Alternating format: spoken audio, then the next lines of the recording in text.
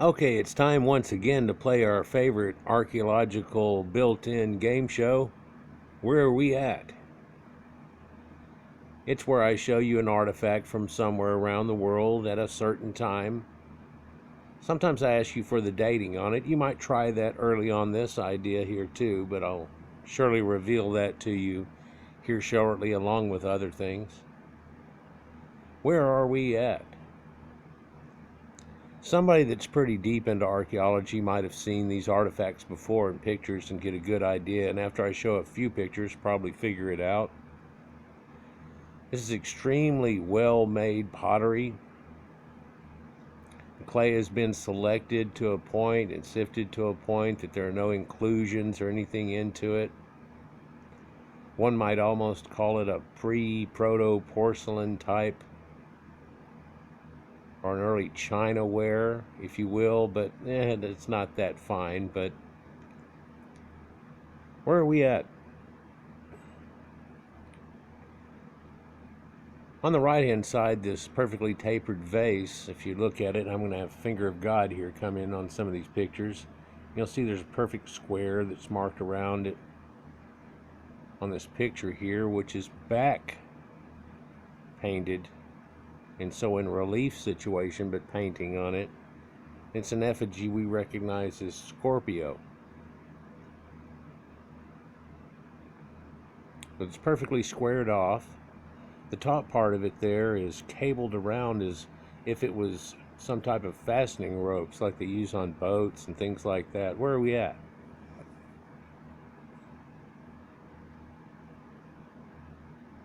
On the left, it looks like there are 3 depictions here, and in each one of them there's a plot of land that has water, it seems like, in it, and then a border, and then another plot of land, and then a border, and another plot of land, one inside another, inside another. Where are we at?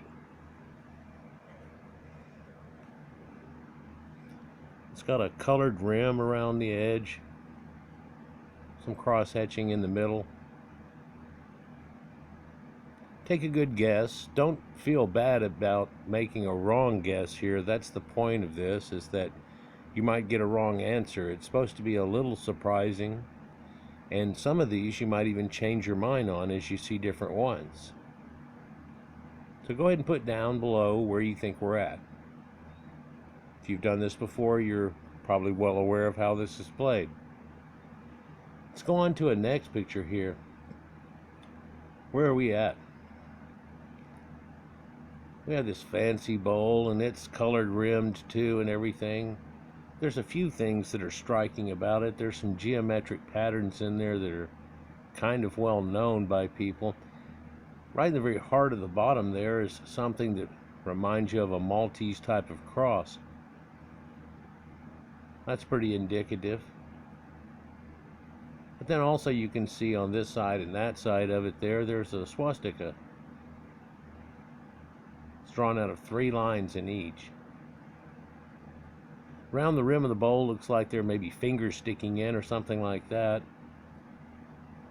And then there's a comb type shape that's on the right and the left. Here's your comb type shape with all of its teeth, and a comb over here. The cross and the swastikas that are there. Where are we at? Let's get a little bit closer look at this, or a different look at it, round through the bowl in a different way here in another picture, and see one that's different, that looks very similar to it. It tells me these were washing bowls for people, perhaps cleaning themselves up with water, and then combing through their hair, doing their daily ritual or whatever, or nightly ritual, or both. Where are we at? In the very bottom of this bowl, you see something that most people might recognize as being like Lalibela Temple in Ethiopia that was built by the ancient Templars.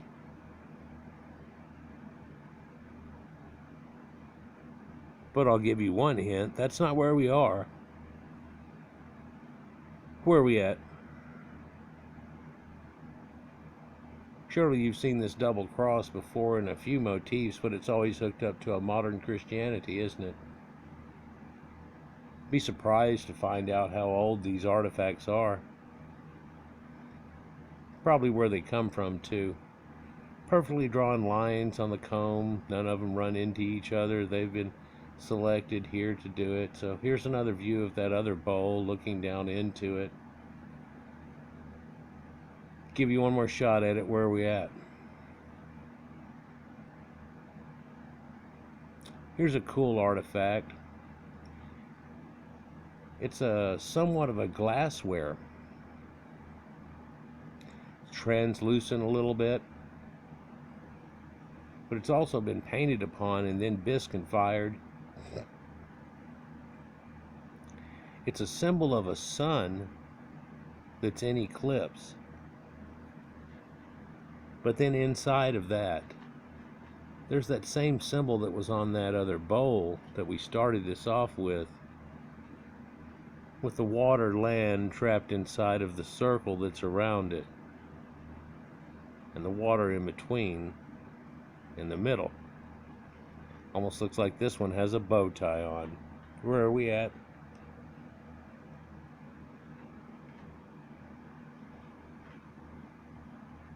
Here's another type of ware that they have. They're associated with. A lot of pieces they found have been somewhat unique. I call this red ware because it does, well, it's got black too, and it's got the regular color of it. Why do they call it red ware? Well, they're using red ochre, and they're being real careful with the usage of it. And this is the starting of this, and this gets used later in a lot of other people's artwork and so on.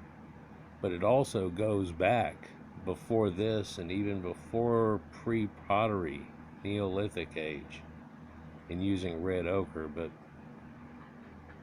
where are we at, if this helps you out? That sacred floweret symbol, four-pointed star.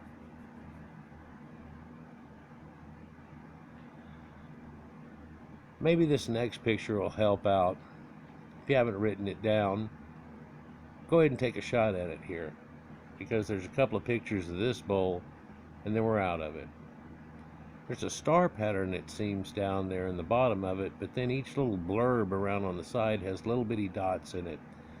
And to these people, and to the people that came before them that are attached to them, they have little bitty dots on things, almost like a leopard print that means stars to them. Where are we at?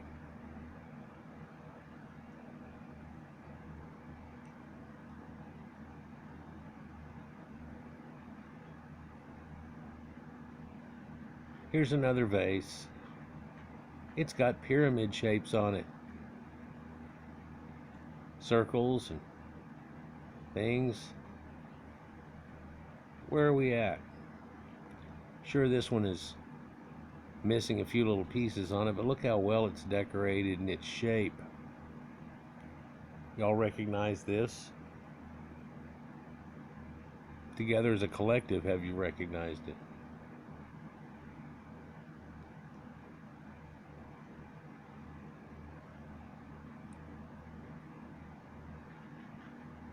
Well, I guess it's about time to give it up here a little bit.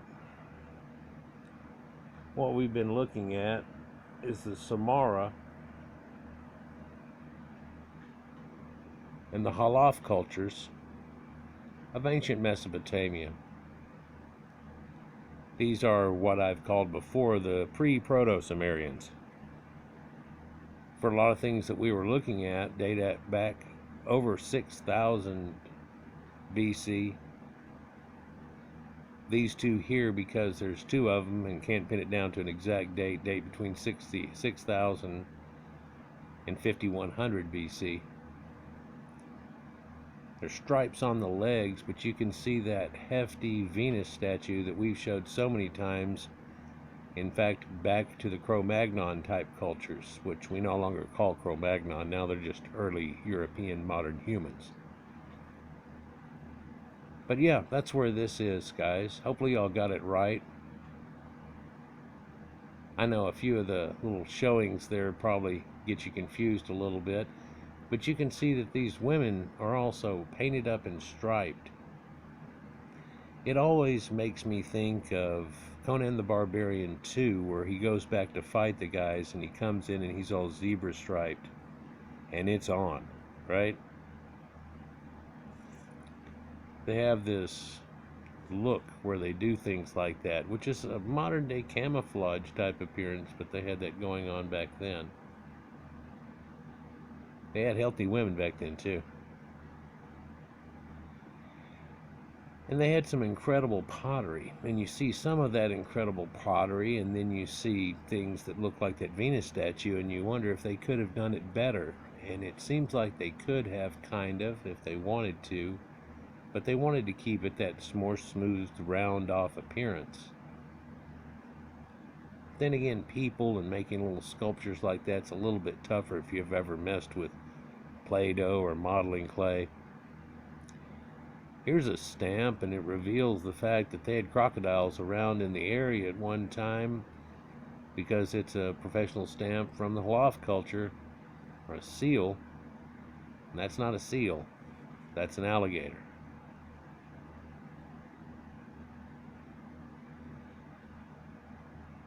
So some of these things are showing and quite revealing. Kind of one reason that I decided to do this was somebody on a video about 3.5 years ago that I have said that there aren't any swastikas in Sumeria at all. And if it was late with the Akkadians. I beg to differ. Here's some pretty cool pottery. It's got some flower type designs. People have tried to akin the thing on the right to being pot, but why is it red? Oh, I've heard of Colombian red or whatever, Panama red, whatever it was. But, nah, I'd have to see more of the pottery. The Telefets pot in the pottery. 5600 to 5000 BC. This is a Hlaf culture. Now, the Hlaf culture is more up north, you know, and the other is much more south. And the Ubaid seems to be about in the middle of it. And this really stretches the time from about 6500 BC, as I've indicated a key point to a lot of things going on with civilization starting everywhere. And they only key it down to, I think, 4100, 4200, and then it switches its little name and becomes the real Proto-Sumerians. And then the Sumerians that we know about are the first people, and most people refer to Sumerians as actually after the Akkadians, and then the Susa people had come in and so on, I'd referred to before. And then we know of the Akkadian dynasties, and then whenever it becomes Babylon, and much on later. And you look at this depiction here on the left, and it's definitely a woman, but she's got this big pointy head. And a lot of people say, oh, that's aliens and those pointy head people, right? If you can get a good look at that. See that pointy head that's there?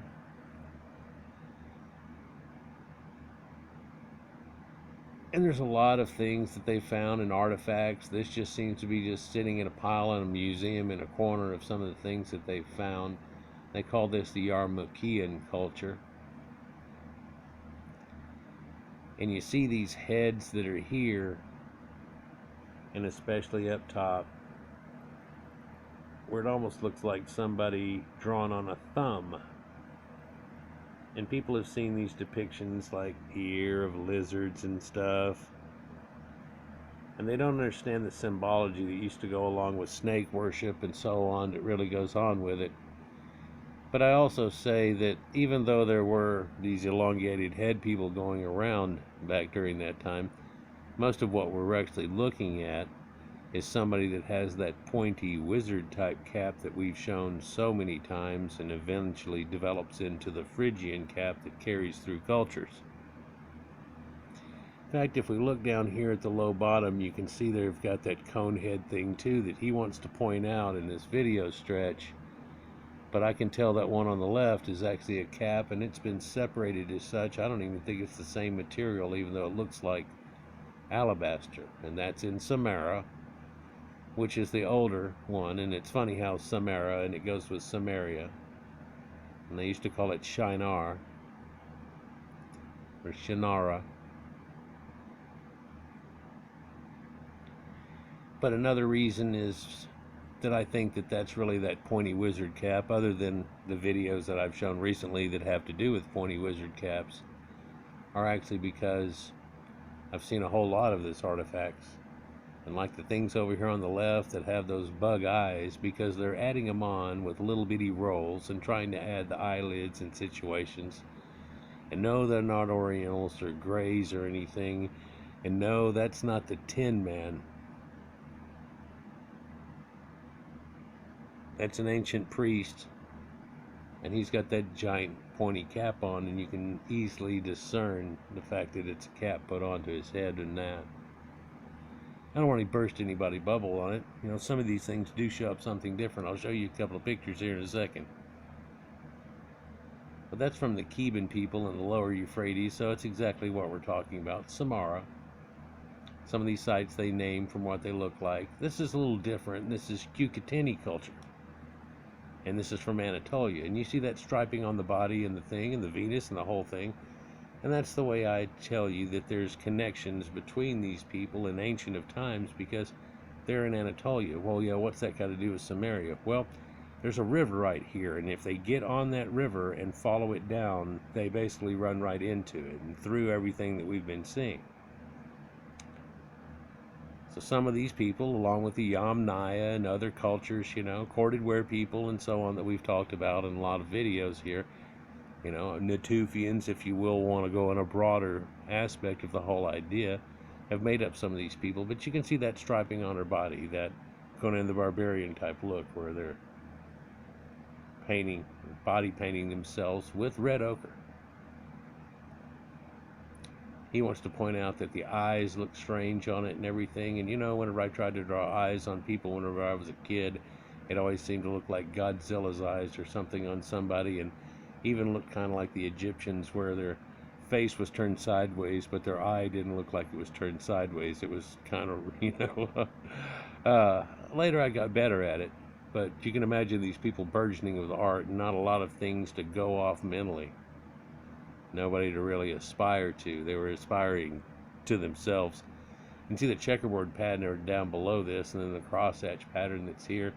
And there's something that looks very much like a horse, or it looks very much more like a donkey, I guess you would. And then there's this guy that's holding up his hands here, and he looks like he's only got 3 fingers. Or is he actually giving us one of those?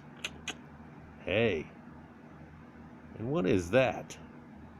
Is that a cog or a wheel that's made into a gear? There's some questions about some of these things that I don't know if anybody will ever be able to answer. Elongated heads and situations, what all goes along with it. They found the genetics of those elongated head people, and since they have, I've re-evaluated the fact of their being more valid, actually, and especially to the cultures where we find them in over there. And we find out that they have a haplogroup that used to be up here right around the Caucasus region and the Black Sea region and stuff, and it's kind of strange there.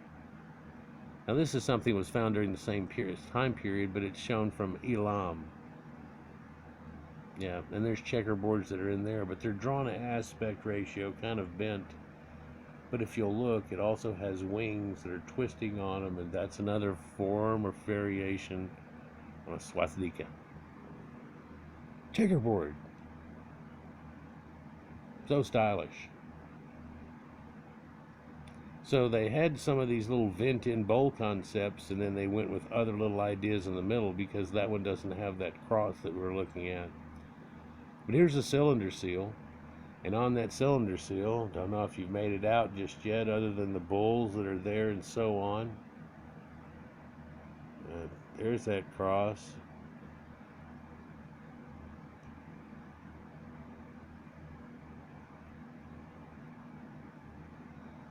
Call that Proto-Elamite. So this is the kind of area that we're looking at, right? And so the Halaf culture is seen to really be up through this area, and then down through this area in the bottom, and what we know of as Samaria and the ancient Sumerians is down there. And the early Ubaid culture is really found right here as something that's a little bit different. And here's a lot of the sites that have been shown with it, but then again, we can really only look at sites from here and over and stuff. We haven't been too friendly with this place down here just lately and be able to check out things too much. But yeah, so the Halaf culture is more up northern. And of course, over here in the Zagros Mountains, which are over here, there's another blotch that's over there that's also correlated to them. Some of these jugs are real pretty. The white areas, of course, plaster trying to fix the thing that had been shattered at one time. But you can tell at one time these things were gorgeous. Different types of jugs. Here's the way a building would have looked. Let me shrink that down a little bit. Here's the way a building would have looked at the time, and that's weird. First time that I saw that, I go, that's that church that we used to hold the Boy Scout meetings with at one time. I swear, if you just put a tree right out here, and we used to park over here on the left, I mean, you know, our school was right near it. It's just the same. What? Other things have been found that are pretty indicative of like smelting and having a collective and pour outs and all types of things they had going on. Then this building structure that's right here from the Ubaid type of culture shows that niched architecture. And looking at that building right there, it looks very modern and put up on a stasis and got a foundation on it and everything else cool. Kind of looks like all those Sumerian buildings. That's why I made so many connections on it.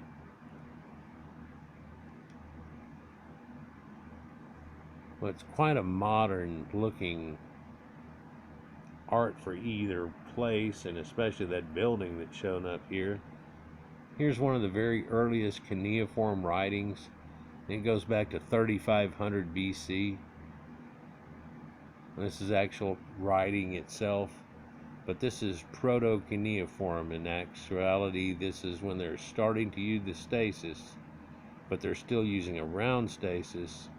And some of the things they do try to evoke a picture, one of which is a snake. But you'll find that disappears in their art. But it does show up in Egypt. Isn't that snake that looks exactly like that? Let's continue. So that's kind of where we're at. Got some incredible artwork.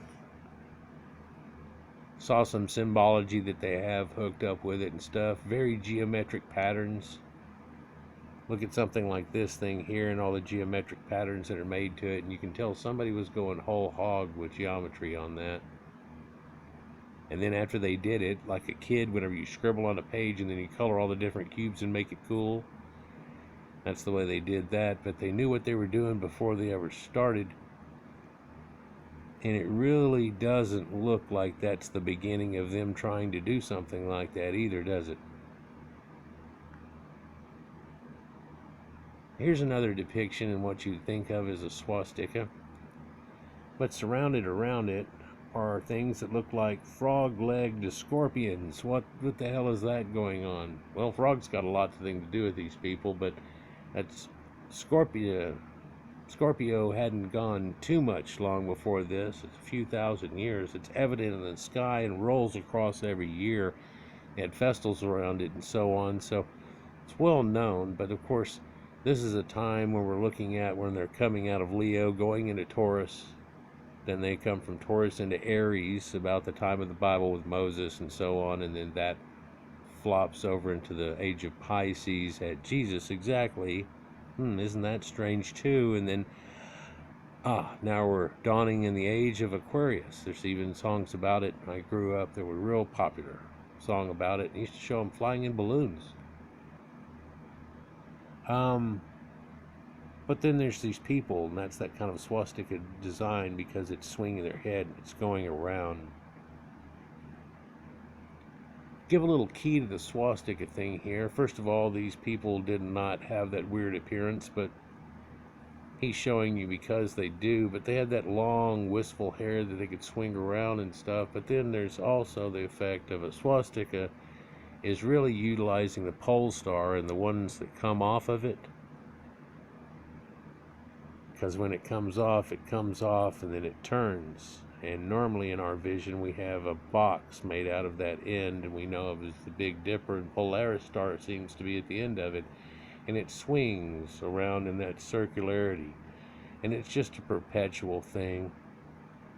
And really over time, it meant prosperity for the people, and that they knew all of this had been going on for so long. By the time they had even gotten well at adopting it, that it was commonplace thing, and it really never was bad. And it's seen in cultures even in Amerindians, through India itself, and all across the Near East, and everywhere that really Aryan people touched, because it was one of their symbols, and it wasn't something like they tried to make it out of in World War II. But it's a totally different story, I guess, or a different vision. But yeah, so these weird scorpion people, and they have these duck heads on them and things like that. Well, there was still animism going on at that time. Yeah, and you can find a few different artworks of it. But animism, trying to put the legs of a different creature on a human or something, is no different. And painting people up, like in the Kukatini Triptyllian cultures that I've shown before, which is another one that's up around the Black Sea, is nothing new. And so I've tried to show you the connection of, well, there was these painted people up here, and then they show it down here, and they've got there, and here's that Conan thing. So it's kind of like that. They wouldn't be doing it for no reason. Look at the ass on her. Sorry. But yeah, Kukatini Triptyllian cultures. And they got a lot of nice women out there. Ha ha ha ha ha ha. Yeah, kind of bird-headed here, and of course, if you'll really pay attention to it, they're kind of bird-headed, but then they've got their hair drawn up in buns on either side of their head, like Princess Leia. Now you may not be able to unsee it, but there we have those buns on the head, and there's that bird head, but Princess Leia as a bird. Gotcha. This is Ubaid culture from 5900 BC, and it carries through to about 4000 and then goes away off of it. But look at all this fine ware that they had, which is pottery, but of the finest and way early. It's another one of those things where people are going, well, what the hell? Why did they have something so early they did so nice? Here's another cross type effect and a four-way. A lot of geometrical designs, and it almost looks like it's trapped inside of a basket. Here are cool lids that they put onto them and drawn a geometrical design. But this is all stuff proto-cyclitic age, Bronze Age and stuff. So like I said, there's swastika designs and different forms of it that are everywhere evident, but there's also crosses that are in all of these ancient seals and so on that you can find everywhere. Let me shrink that down again a little bit, and you can see that one up there. Very Maltese cross, and these sky wheels, and another one here in the cross. There's one just out the edge of this, but it looks like that one again. Small ones, if you will, but quite evident in this culture. And it's from Samara. Well, a couple of the other cultures like the Halaf that are attached to them, and we've looked at a little bit of Ubaid and even some Kukatini Triptyllian culture, but then again, they found that Triptyllian Kukatini thing way down in Anatolia and not really up where they normally found it at. But those people are known to move around a little bit. Not too far away. So pretty interesting there, and hopefully y'all got that. Got some good information out of it too. But what we're looking at, where we were at, was we were in Mesopotamia, between the Tigris and Euphrates, at the formation of the very first cities and the people that led into the first cities. That leads into a modern day thought, whether it's Cantor and a crab that's here, that's that what that looks like, or an angel type person that's here, and different types of crosses. Swastika is another symbology that goes along with it, but man, how good was that pottery that they're making there? It rivals anything in Egypt, except for Egypt all of a sudden has that stoneware that actually looks just as good as this, but somebody ground it out of stone.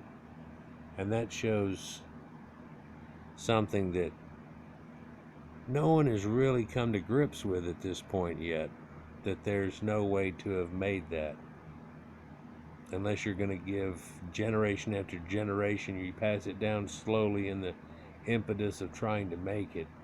And it looks like they might have been carrying those things for a long time, and at a special point in Egypt's history and them coming together, they sacrificed them to that god because they found thousands and thousands of them. But that's for another video. Like, share, and subscribe, and enjoy. Peace.